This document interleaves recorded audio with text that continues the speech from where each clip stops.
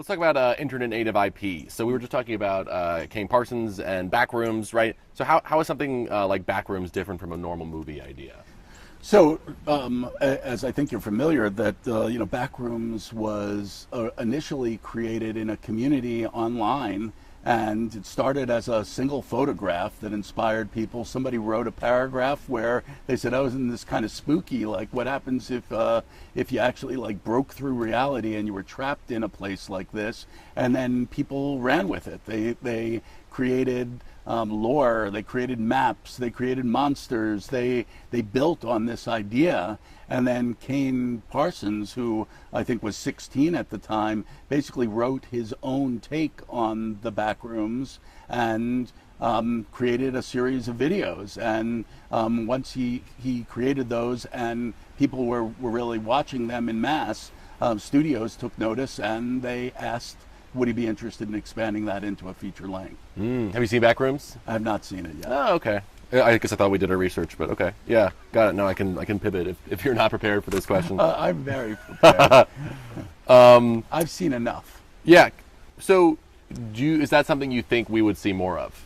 I definitely think we're going to see more of it now, particularly when you talk about the ratio of cost to potential earnings. I think that what people are seeing now is, yes, you can spend $200 million to produce a new franchise movie, or you can, give somebody like what's his name, Corey Parker, Kane Parsons, Curry Barker and Kane Parsons. Corey yeah. Barker, that's what I was thinking. Like his movie, I believe, cost less than $1 million to make. And he's already approaching 300 million in global box office. So, when you consider that's a 300% return on investment there, if you can find other things or other creators that have the ability to tap into something, and I think, there have been stories written about this, but it was really the authenticity behind the pieces, that the audience for these works didn't feel like it was a studio kind of like, sanitizing it and taking out, like, there's weirdness, there's scariness, there's stuff that may not necessarily form a complete satisfying ending to me, but this audience was prepared for this and was looking for something like this that spoke to them. Yeah. Great. All right, let's talk about the normies, right? Let's talk about regular people who aren't maybe in show business, who aren't in tech, right? What story most directly affects creators, affects consumers, affects parents? Let's bring this all together. Why should we care if we're not in these industries?